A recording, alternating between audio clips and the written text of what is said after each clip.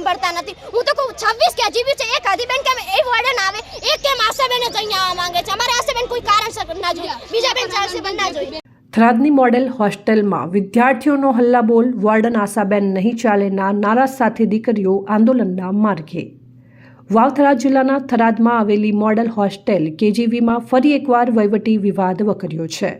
હોસ્ટેલમાં અભ્યાસ કરતી અંદાજે 250થી વધુ દીકરીઓએ વર્તમાન વોર્ડન આશાબેનની નિમણૂક સામે ઉગ્ર વિરોધ નોંધાવતા હોસ્ટેલના મેદાનમાં ધરણા પર બેસી ગઈ છે।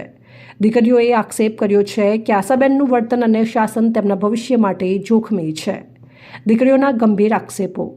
હોસ્ટેલની દીકરીઓએ માધ્યમો સમક્ષ પોતાનું દુઃખ ઠાલવતા જણાવ્યું હતું કે અગાઉ જ્યારે આશાબેન અહીં વોર્ડન તરીકે હતા ત્યારે તેમને ખૂબ જ માનસિક ત્રાસ આપવામાં આવતો હતો। તેમને ઢોર જેવા શબ્દો કહીને અપમાનિત કરતા અને નાની નાની બાબતોમાં માર મારતા હતા। તેમના પરિવારના સભ્યો પણ હોસ્ટેલમાં આવીને તેમને હેરાન કરતા હતા। વધુમાં વિદ્યાર્થીનીઓએ જણાવ્યું કે છેલ્લા 1 વર્ષથી સોનલબેન અહીં વોર્ડન તરીકે હતા, જેમના શાસનમાં અમે ખૂબ જ સુરક્ષિત અને ખુશ હતા। તેઓ અમને માતાની જેમ રાખતા હતા। હવે અચાનક તેમની બદલી કરીને ફરીથી આશાબેનને લાવવામાં આવ્યા છે, જે અમને મંજૂર નથી। વાલીઓનો પણ ટેકો। આ વિવાદમાં દીકરીઓની સાથે તેમના વાલીઓ પણ જોડાયા છે। વાલીઓએ આશાબેન પર ભ્રષ્ટાચારના ગંભીર આક્ષેપો કરતા જણાવ્યું હતું કે અગાઉ આશાબેનના સમયમાં ભોજનમાં જીવજંતુઓ આવવા, સ્ટેશનરી બહાર વેચી દેવી અને પાયાની સુવિધાઓમાં ગેરરીતિની અનેક ફરિયાદો સીએમ પોર્ટલ સુધી કરવામાં આવી હતી। આટલા વિવાદિત ભૂતકાળ ધરાવતા વ્યક્તિને ફરીથી અહીં કેમ મૂકવામાં આવ્યા? જ્યાં સુધી આશાબેનને હટાવવામાં નહીં આવે ત્યાં સુધી અમે અમારી દીકરીઓને હોસ્ટેલમાં રાખવા તૈયાર નથી।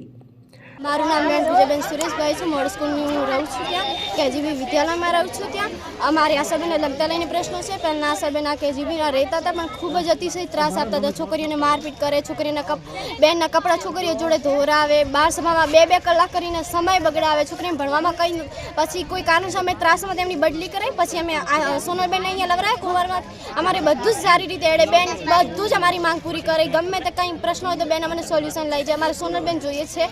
અમે એવું નથી કહેતા કે અમારે સોનલબેન જ જોઈએ છે, પણ ત્રાસથી જે બેનને ઘડા એ બેનને જ કેમ અહીંયા ત્રાસથી અમે એક તો ત્રાસ હતો અમારે આશાબેનનો, એ બેન જ કેમ ઘેરની ચાવી। એ બેનનું નામ શું છે? એ બેનનું નામ આશાબેન છે અને અહીંયા સારી રીતે એમને રાખે છે। એમનું નામ સોનલબેન છે, પણ અત્યારે બેન મિટિંગમાં ગયા છે। એમને એવું કહેવામાં આવે છે કે તમે અહીંથી જતા રહો, કોઈ જિલ્લા કક્ષાએ એમ કે શું કહેવાય વ્યવહારિક છે ને ઓલે શું કે સરકારી માટે, એટલે કે તમે અહીંયાથી જતા રહો એવું લેટર આપવામાં આવે છે। કેમ અમે ત્રાસથી ઘડાય તો આશાબેન 26 કેજીબી છે, એમાંથી કોઈ પણ વર્ડન આવી શકે છે। આશાબેનને કેમ એમણે અમને ત્રાસ આપ્યો છે।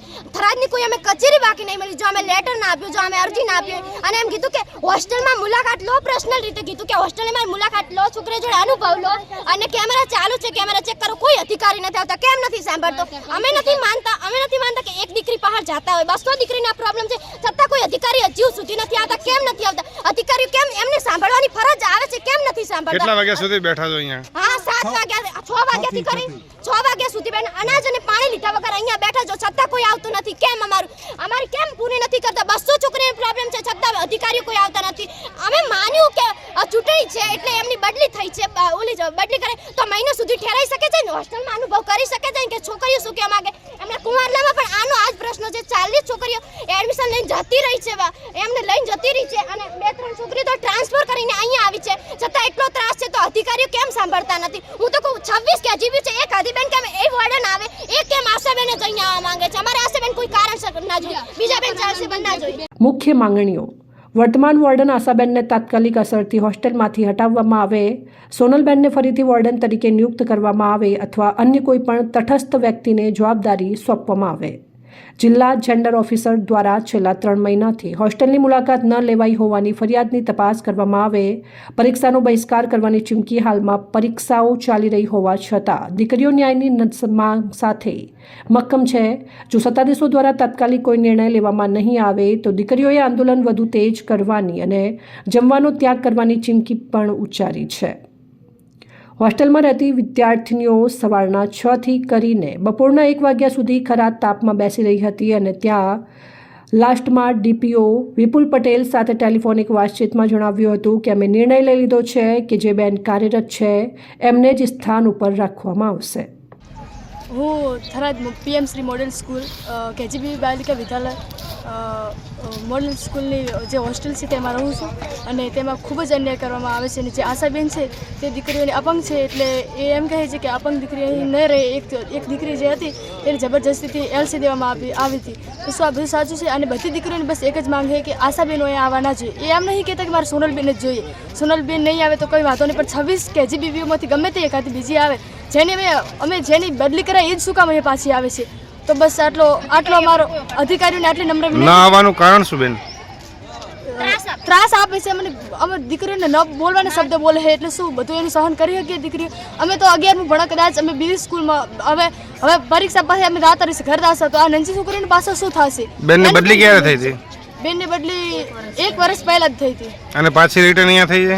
હા પાછી અહીંયા આવવાનું હોય કે હે બેન તો એમનું મકાન અહીંયા હે, બધું અહીંયાનું અહીંયા હે તો એ બેન જ જેમ પાસ આવે જેની બદલી થઈ જ જેમ આવે, બીજી જેમ કે નહીં આવતી. હા હવે બધા અધિકારી થરાદની કોઈ કચેરી બાકી નહીં રહી કે જો અમે અરજી ના કરી હોય તો શું લેવા કોઈ નિર્ણય નહીં લાવતું. એમને પનિશમેન્ટ માટે તો ત્યાં મૂક્યા હતા, હવે પાછા કેમ અહીંયા આવે છે? અહેવાલ જીતુબા રોડ, સંબંધ ભારત ન્યૂઝ, થરાદ.